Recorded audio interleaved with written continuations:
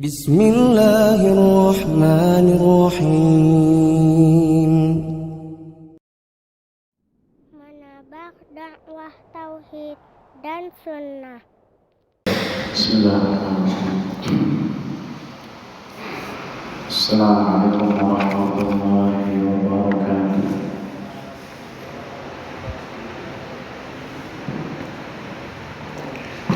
Innal hamdalillah nahmaduhu wa nasta'inuhu wa nastaghfiruh wa na'udzu billahi min shururi anfusina wa min sayyiati a'malina.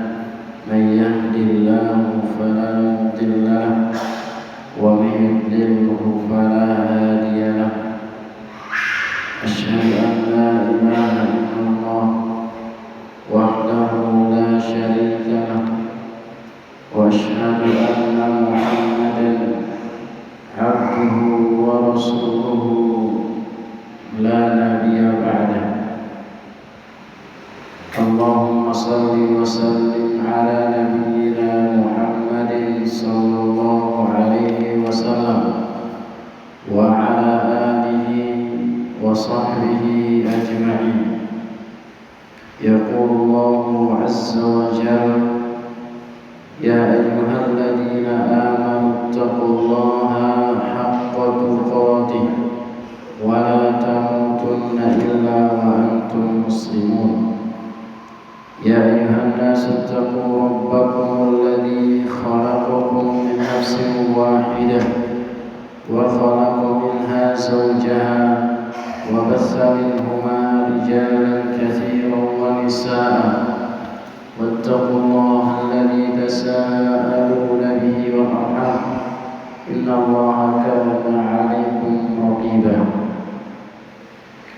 يا أيها الذين آمنوا اتقوا الله وقولوا قولا سديدا يصلح لكم أعمالكم ويغفر لكم ذنوبكم ومن يطع الله ورسوله فقد فاز فوزا عظيما. أما بعد فإن أصدق الحديث كتاب الله وخير الهدى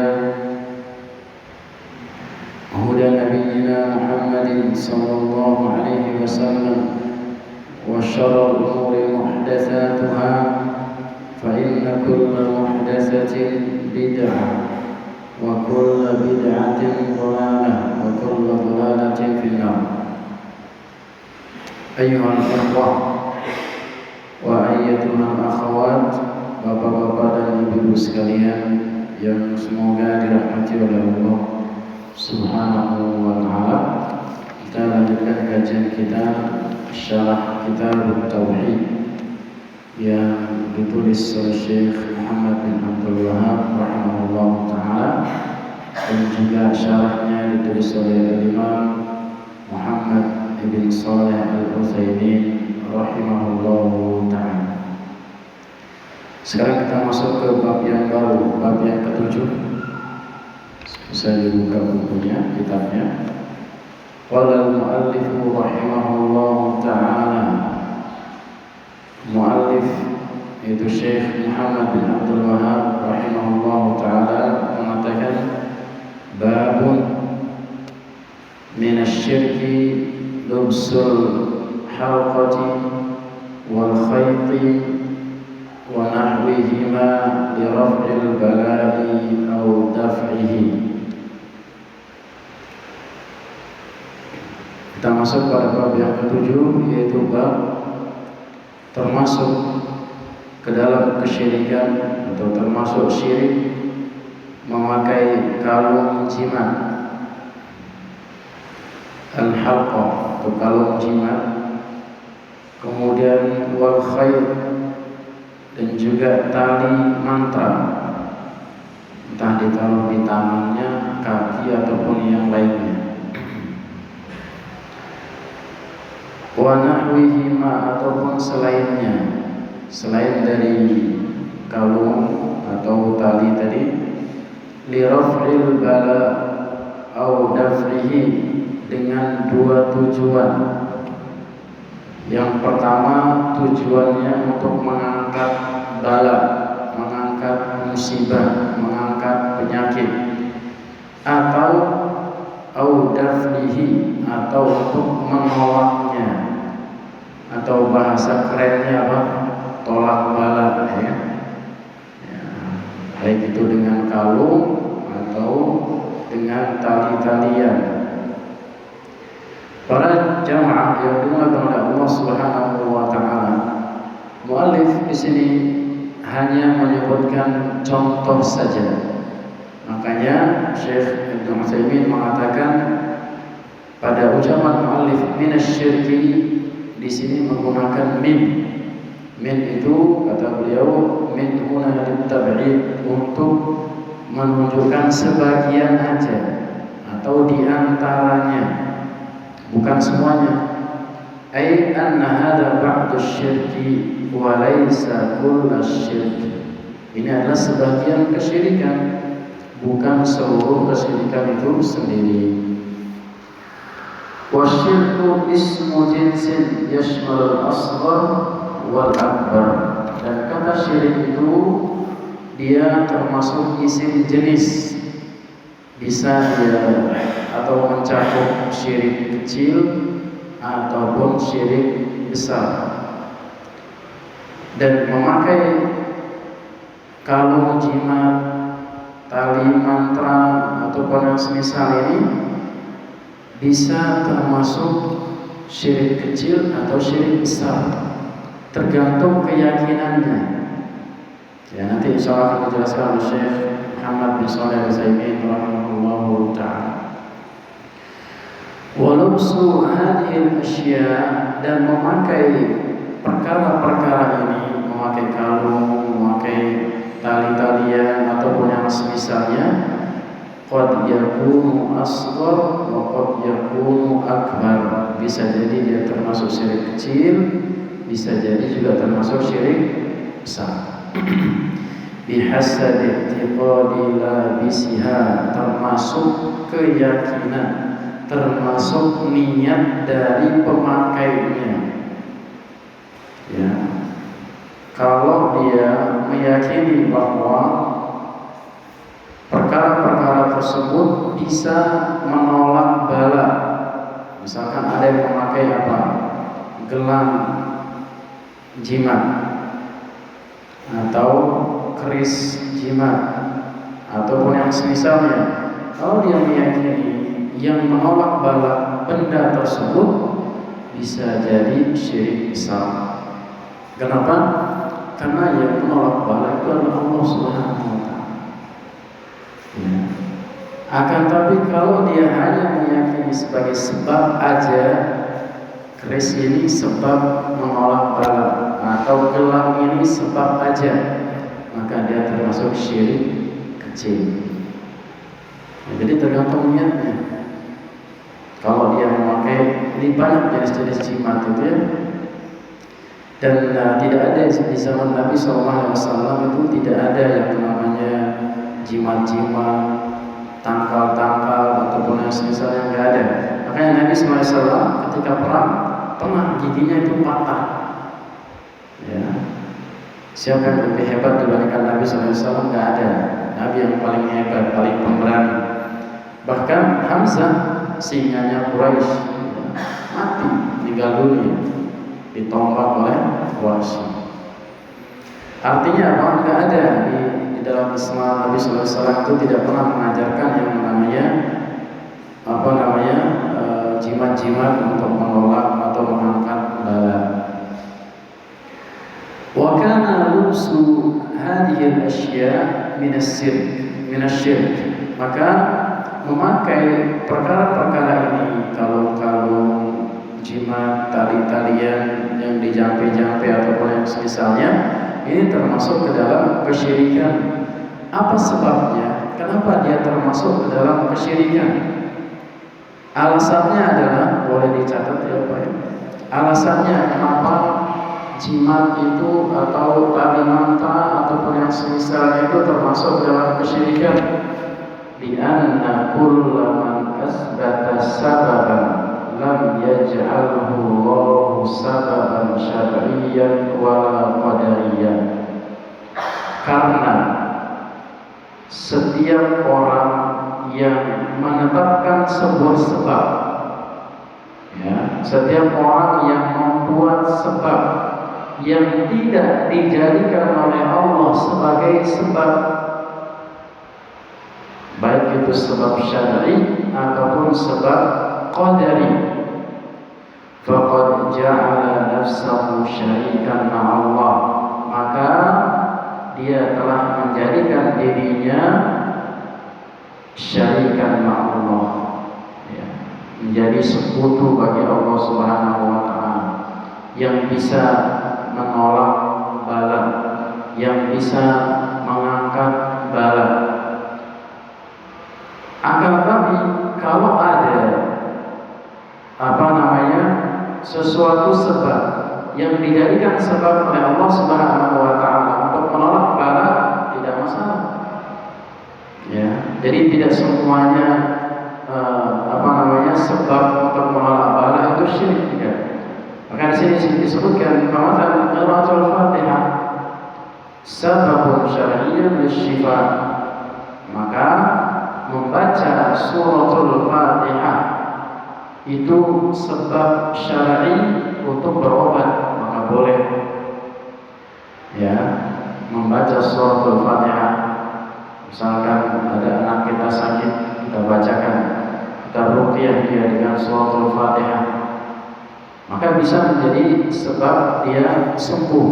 Karena Nabi SAW atau Allah Subhanahu wa taala mengatakan, wa nunazzilu minal Qur'ani ma huwa shifaa'un wa rahmatun lil mu'minin, dan telah kami turunkan Al-Qur'an itu sebagai syifa, sebagai obat dan rahmat bagi orang-orang yang beriman.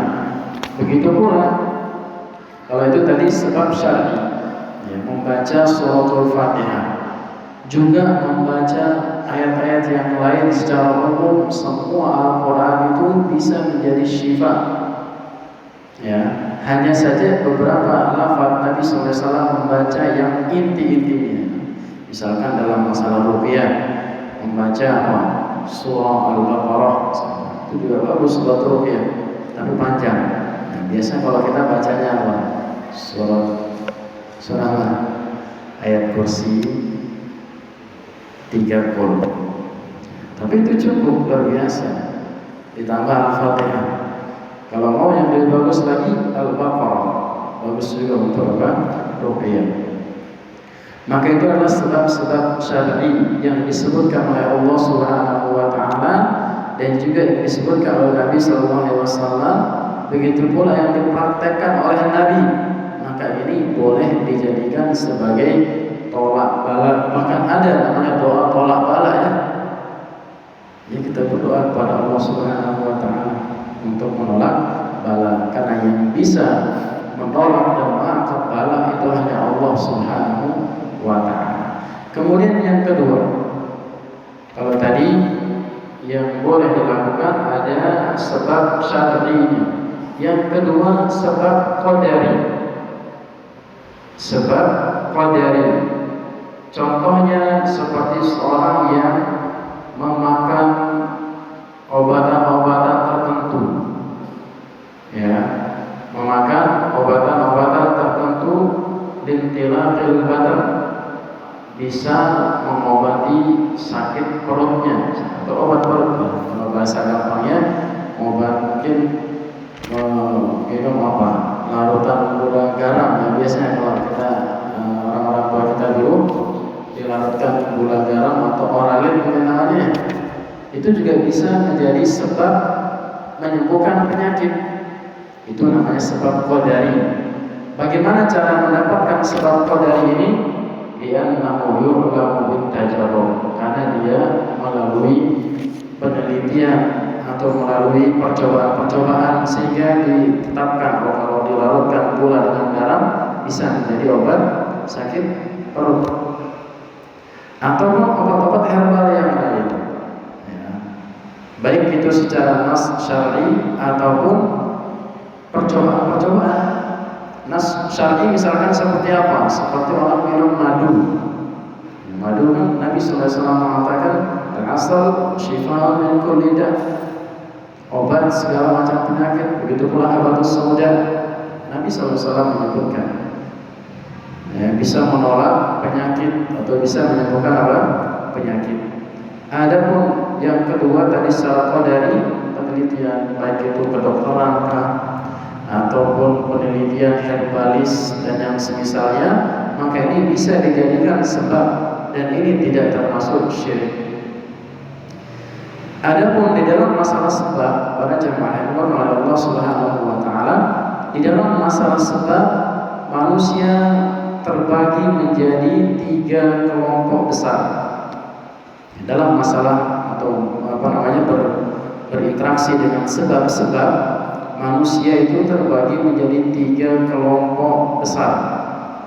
Yang pertama, kelompok yang pertama adalah man-yukirul asbab, orang-orang yang mengingkari sebab. Gak ada sebab sama sekali. Ya, kalau sudah terjadi sudah, tanpa adanya apa? Sebab. Wahum kullu man qala binafyi hikmatillahi azza wa jalla. Dan mereka ini, kelompok yang pertama adalah orang-orang yang mengatakan atau menafikan hikmah Allah. Tidak ada sebab akibat, yang ada hanyalah akibat aja. Dan ini pemahamannya orang-orang Jabriyah dan orang-orang Asy'ariyah. Orang-orang Jabriyah ya sudah begitu sudah. Kalau sudah sakit sudah. Kalau sudah sembuh nanti sembuh. Nah, itu pemahamannya siapa? Jabriyah, mengingkari sama sekali. Bertolak belakang dengan kelompok yang kedua. Kelompok yang kedua adalah orang-orang yang gulu, orang-orang yang berlebih-lebihan di dalam masalah sebab. Hatta yaj'alu ma laysa bisababin sababa, sehingga mereka menjadikan apa-apa yang tidak dijadikan sebab oleh Allah, dia jadikan sebab sendiri.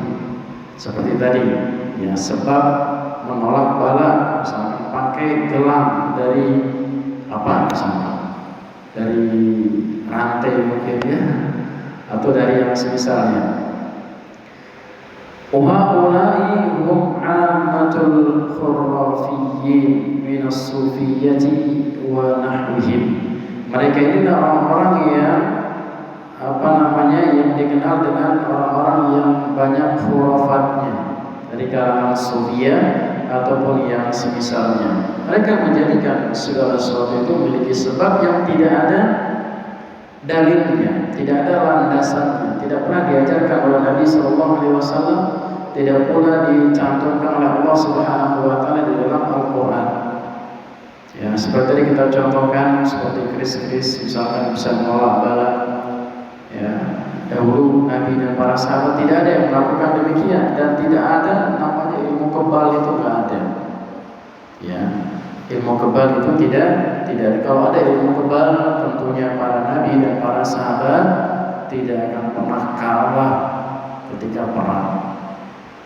Nggak ada yang namanya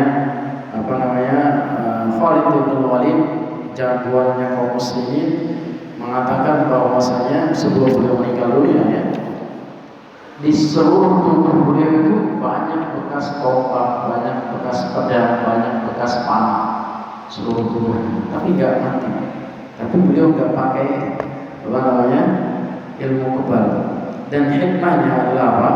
Beliau termasuk yang mengikuti banyak peperangan, tapi nggak meninggal di medan perang. Beliau meninggal di kasurnya, di ranjangnya. Karena kita tahu bagaimana perjuangannya. Khalid bin Walid tidak pernah kalah di dalam pertempuran, baik beliau masih musyrik, apalagi ketika masuk ke dalam Islam. Enggak pernah kalah, tapi meninggalnya di mana? Di kasur. Jadi kalau sudah ditakdirkan meninggal di kasur, meskipun dia perang sebagaimana perangnya, tidak akan pernah kalah. Maka kita tidak boleh menjadi pengecut.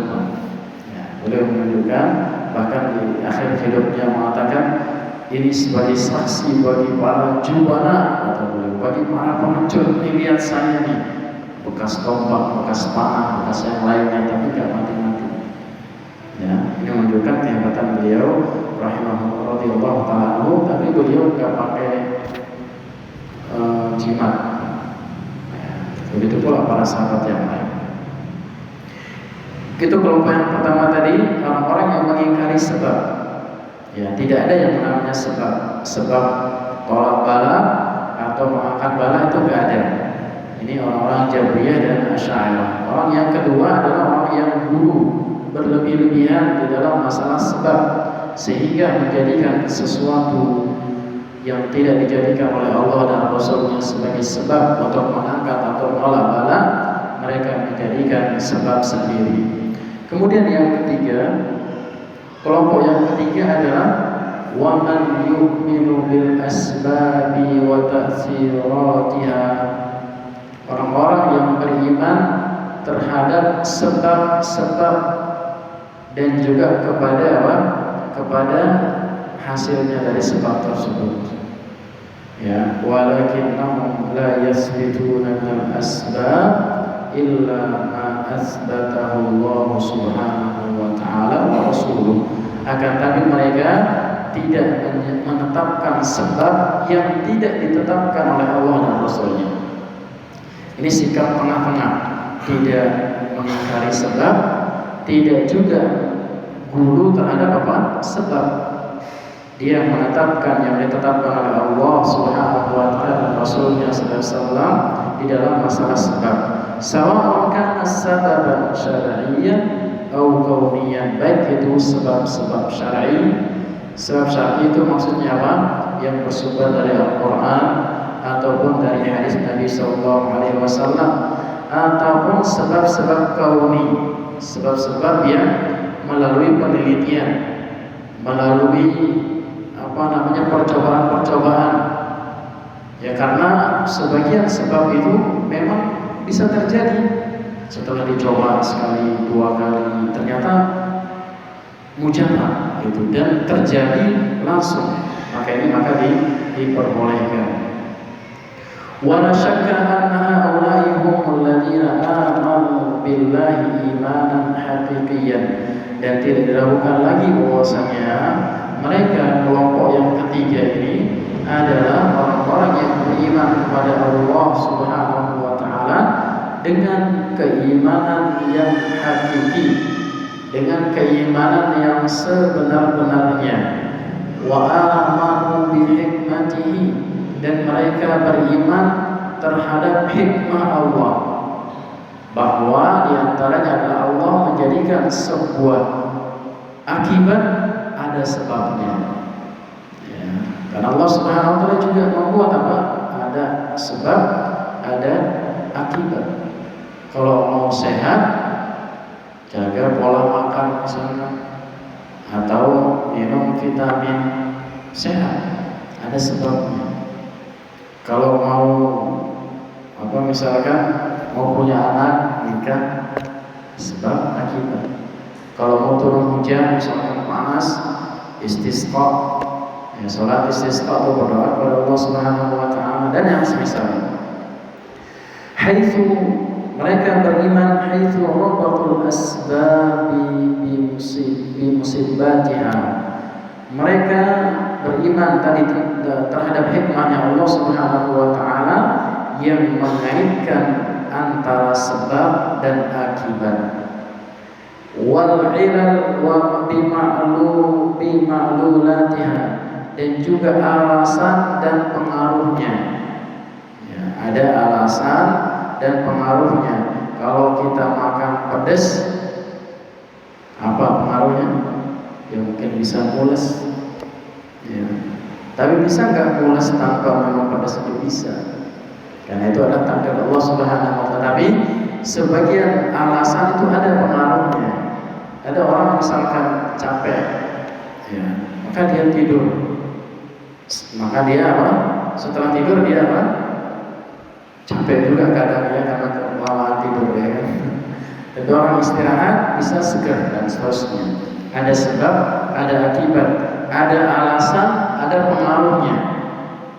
Kemudian wahada min tamamil hikmah, ini termasuk kesempurnaan hikmahnya Allah Subhanahu wa ta'ala.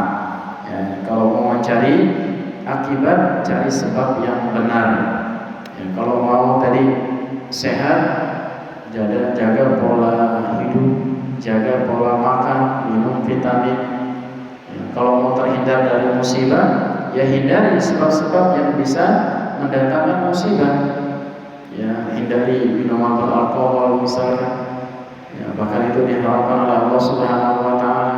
Hindari makanan-makanan yang diharamkan oleh Allah Subhanahu wa taala karena dia bisa berpengaruh kepada pertumbuhan kita dan juga bisa berpengaruh kepada kehidupan, bahkan doa kita bisa ditolak oleh Allah Subhanahu wa taala.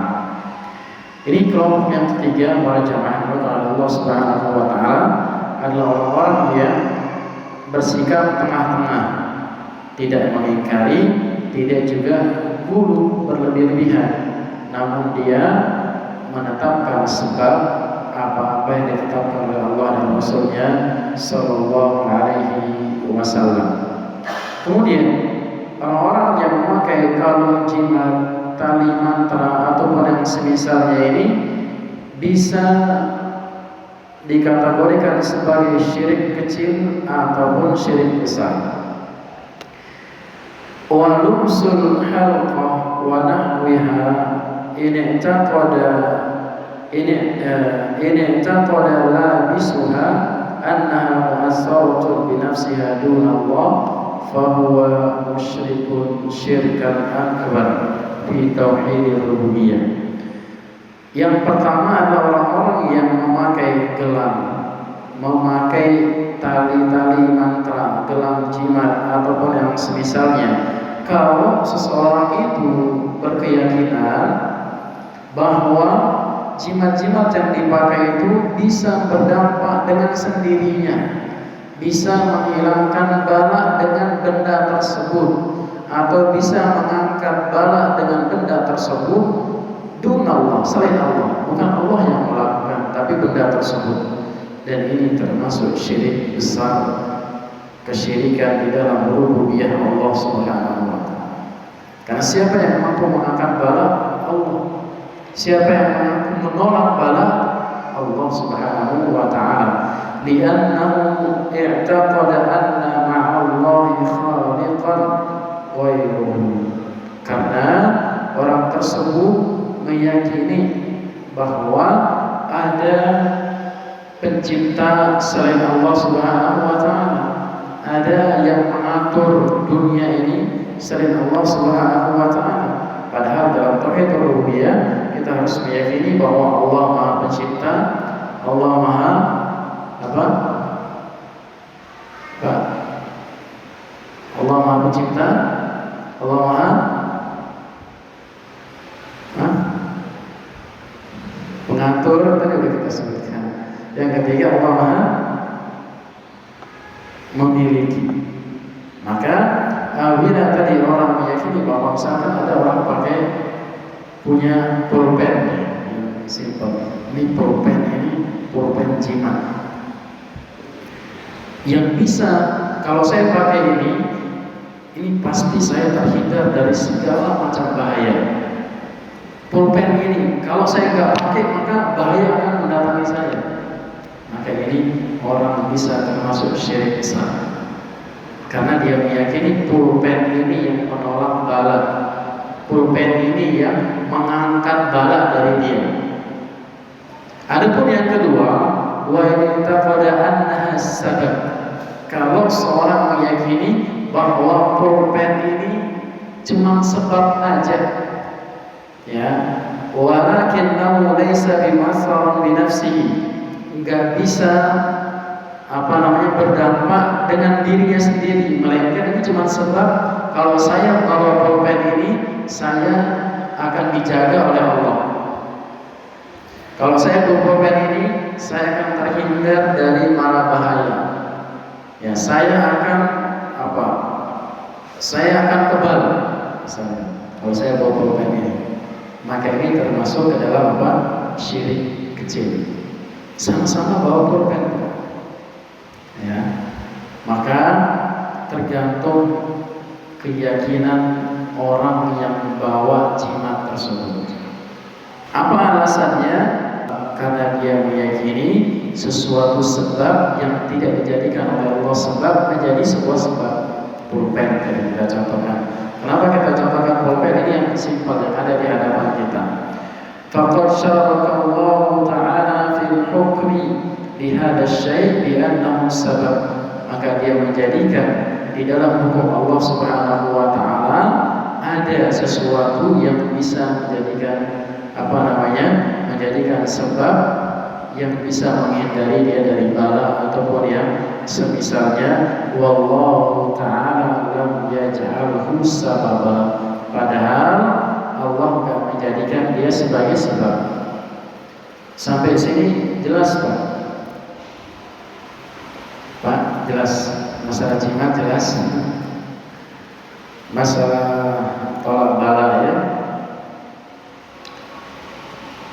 Jadi tergantung akidahnya, tergantung keyakinannya. Lalu bagaimana cara kita mengetahui bahwa sesuatu itu adalah sebab? Kita masih berbicara masalah sebab, ya. Bisa diketahui dengan dua cara. Ya, kita mengetahui bagaimana apakah sesuatu itu bisa dijadikan sebab atau enggak dengan dua cara. Imma an tariqis syar'i. Yang pertama bisa dicari dengan jalan syariat, ada dalilnya, ada penjelasannya di dalam Al-Qur'an ataupun disebutkan oleh Nabi sallallahu alaihi wasallam bahwa sesuatu itu adalah sebab untuk sesuatu. Sebagai contoh, wa kadzalika kal 'asal. Sebagai contoh adalah seperti madu. Kata Nabi sallallahu alaihi wasallam, kata muallif, mana dalilnya? Madu itu sebagaimana dalam surah An-Nahl ayat yang ke-69 Allah Subhanahu wa taala mengatakan fihi shifaa'un linnas. Madu itu adalah obat, terdapat obat bagi manusia. Maka boleh berobat dengan madu. Ya, tapi madunya yang murni, Pak. Kalau madu asli bukan obat, itu penyakit. Beda madu asli kan? Kalau madu asli dibawa pulang piring pecah. Paham ya? Paham bagi yang paham ya. Tapi madu yang murni, tapi di zaman sekarang ini kita kadang susah mencari madu yang murni. Kenapa? Karena sebagian orang-orang yang tidak bertanggung jawab membuat madu-madu palsu atau yang semisalnya. Maka bagi yang ingin sehat bisa mengkonsumsi madu. Madu adalah kata Allah Subhanahu wa taala, nasnya jelas, fihi shifaa'un linnas. Wa qira'atul Qur'an fiha shifaa'un linnas. Dan juga contohnya adalah membaca Al-Qur'an, itu bisa menjadi obat. Baca Al-Qur'an, maka perbanyak baca Al-Qur'an. Ketika sakit, baca Al-Qur'an. Kalau nggak bisa baca yang dihafal, dibaca terus. Ketika mau ada anak kita sakit, dibacakan diruqyah, yang dinamakan ruqyah mandiri. Itu lebih bagus daripada memanggil orang untuk meruqyah. Bahkan termasuk golongan yang masuk surga tanpa hisab adalah orang-orang yang enggak minta untuk diruqyah, tapi ruqyah sendiri. Anaknya sakit, diruqyah sendiri, dibacakan Al-Qur'an. Sebagaimana firman Allah Subhanahu wa taala tadi sudah kita bacakan surah Al-Isra ayat yang ke-82, bahwa Allah Subhanahu wa taala mengatakan wa nunazzilu minal Qur'ani ma huwa shifaa'un wa rahmatun lil mu'minin.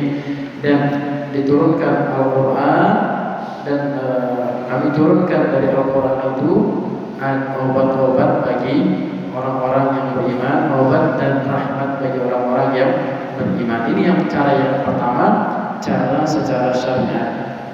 Cari nasnya dalam Al-Quran ataupun hadis Nabi Muhammad sallallahu alaihi wasallam tentang sebuah sebab, entah itu sebab untuk kesembuhan, sebab untuk menolak bala, sebab untuk terhindar dari mara bahaya. Misalkan seperti zikir pagi, Allah akan menjaga sampai sore. Zikir sore, siapa yang membaca zikir sore, Allah akan menjaga sampai pagi misalnya. ataupun doa-doa perlindungan yang diajarkan oleh Nabi Sallallahu Alaihi Wasallam. Kemudian yang kedua, cara mencari atau mengetahui sebab itu adalah wa imma an tariqil qadar, atau dengan jalan al-qadar. Apa itu jalan al-qadar? Kama idza jarrabna hadha asy-syai' fawajadna nafi'an fi hadzal alam aw al-marad. Sebagaimana kalau kita mencoba percobaan, penelitian, sesuatu itu bisa efektif atau bisa bermanfaat bagi sebuah penyakit atau sebuah rasa sakit, atau sebagai orang yang sakit sebuah penyakit tertentu. Nah, sebaiknya kita contohkan tadi, baik itu kimiawi ataupun herbalis. Misalkan mencampurkan antara madu dan habatus sauda. Ini contoh aja, saya nggak tahu ya. Misalkan bisa menyembuhkan misalkan penyakit sakit kepala. Maka ini kalau sudah dicoba penelitian, apalagi sudah diuji lab misalkan, maka ini bisa menjadi patokan sebab, meskipun nggak ada nasnya secara syar'i, tapi bisa diteliti, bisa diajarkan, bisa dipelajari, maka ini bisa menjadi sebab yang tidak melanggar syariat. Begitu pula obat-obatan yang lain. Akan tetapi syaratnya, kata Syekh Muhammad bin Shalih Al-Utsaimin, walakin la budda an yakuna asaruhu dhahiran mubasyiran. Tapi syaratnya harus memiliki efek yang langsung kelihatan. Ya. Kama law tawa bin nar fa bari'a bidzalika mathalan. Sebagai contoh, misalkan ada orang berobat pakai api. Ada yang masih berobat sampai sekarang pakai api, disudut pakai api, ada. Mungkin disudut pakai lintah mungkin ya kan sekarang. Kalau api kayaknya jarang Pak ya. Kalau dulu namanya kain itu pakai api. Jadi ada sebuah benda dipanaskan, kemudian disudutkan ke badannya. Itu namanya kain. Tapi dilarang oleh Nabi SAW. Tapi itu efeknya ada. Langsung nampak. Seperti ada orang contoh pakai apa tadi kita sebutkan lintah. Lintah itu setelah diteliti ternyata efeknya ada, maka itu boleh menjadikan lintah sebagai sebab penyakit tertentu. Bukan termasuk syirik. Fahada sababun zahirun bayyinun. Orang-orang yang menyurutkan api dari disebutkan oleh Syekh, kemudian langsung sembuh, kelihatan efeknya langsung, maka ini sebabnya kelihatan, maka ini boleh. Wa inna ma qulna hadza li alla yaqula qail.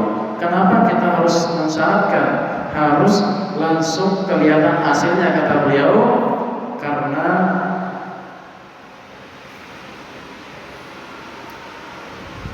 kata beliau, atau sebagian orang mengatakan, ana jawabtu hadza wa intafa'tu bihi wa huwa lam yakun mubasyiran. Saya melakukan sebuah hal, memakai sesuatu benda, saya coba, tapi nggak langsung kelihatan hasilnya.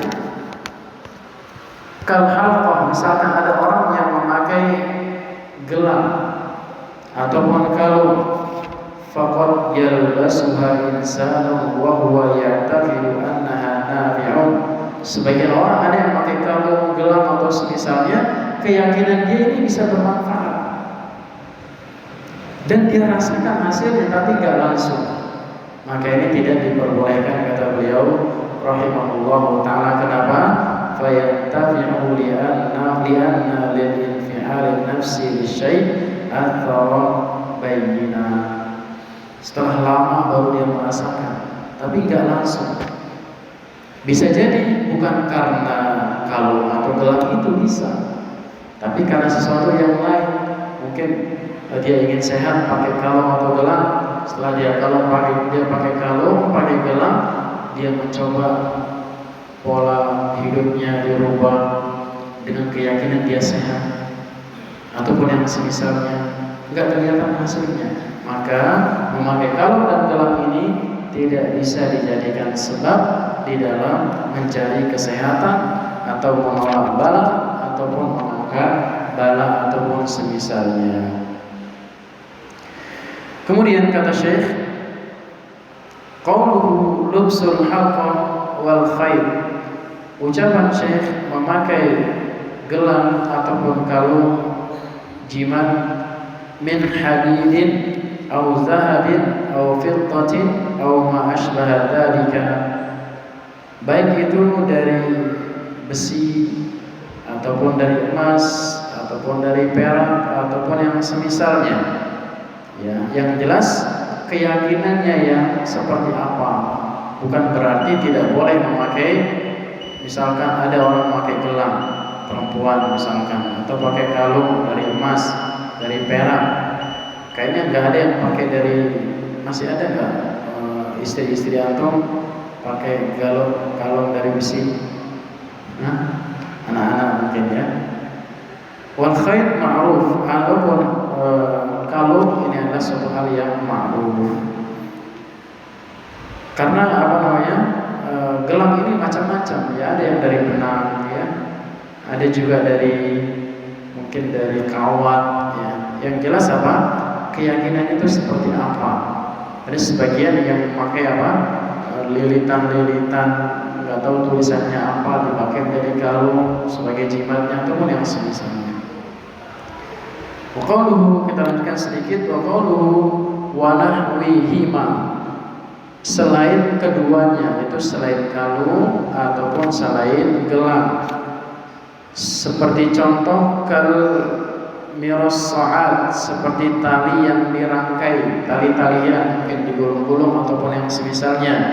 Wa kaman yasna'u syaklan muayyanan, ataupun seperti orang yang membuat sebuah bentuk tertentu, minan nuhas, dari tembaga ataupun yang selainnya, lidaf'il bala, untuk menolak bala, au yu'alliqu ala nafsihi syai'an min ajza'il hayawanat, ataupun sebagian orang ada yang melekatkan pada dirinya dari potongan-potongan hewan ya, mungkin dari tanduknya ataupun yang semisalnya. Wan nasu kanu yu'alliqunal qurbul baliyah, sebagian orang dahulu mereka ada yang mengaitkan atau melekatkan kantong kulit yang basah ala sayyarat, di kendaraannya atau di mobilnya. Wa nahwiha lidaf'il ain, tujuannya untuk apa? Untuk menolak ain. Enggak tahu kalau di Indonesia apa untuk menolak ain. Mungkin dituliskan Masya Allah gitu ya. Atau apa mungkin ya, mungkin dimandikan ataupun yang semisalnya. Ini makanya termasuk apa? Termasuk ke dalam bab ini. Hatta idza ra'aha syakhsu nafarat nafsuhu fala ya'inu. Kalau dia melihat benda tersebut, maka orang enggak akan ain, enggak akan iri, atau enggak akan dilihat dengan penglihatan iri ataupun yang semisalnya sehingga dia terkena ain. Wa qauluhu, kita lanjutkan sedikit. Wa qauluhu li raf'il bala aw daf'ihi, ucapan beliau untuk menolak bala, mengangkat bala ataupun untuk menolaknya. Al-farqu bainahuma, beda antara keduanya adalah annar raf'a ba'da nuzulil bala, adapun mengangkat bala ini setelah terjadinya bala. Sakit dia baru dia pakai misalnya, atau dia terkena musibah baru dia pakai sesuatu benda tersebut. Wa daf'a qabla nuzulil bala, adapun menolak ini sebelum terjadinya, sebelum dia terkena musibah dia sudah membawa jimat tersebut. Kemudian sebagai catatan yang penting disebutkan oleh Syekh Muhammad bin Shalih Al-Utsaimin rahimahullahu taala, wa Syekhul Islam Muhammad bin Abdul Wahhab, dan Syekhul Islam Muhammad bin Abdul Wahhab la yunkiru sabab as-sahih li raf'i aw ad-daf'i, beliau tidak mengingkari sebab-sebab yang sahih, sebab-sebab yang benar untuk menolak ataupun mengangkat bala. Wa innama yunkiru sababa ghairas sahih.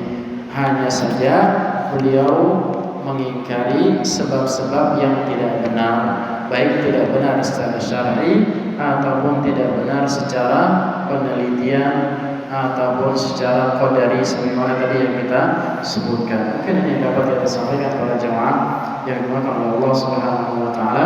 Semoga yang sedikit ini bermanfaat. Apabila ada yang benar maka itu dari Allah Subhanahu wa taala, maka apabila yang salah maka itu dari saya pribadi. Allah Subhanahu wa taala terhapuskan dari segala macam kekurangan. Subhanallah wa bihamdika asyhadu an la ilaha illa anta astaghfiruka wa atubu ilaik. Assalamualaikum warahmatullahi wabarakatuh.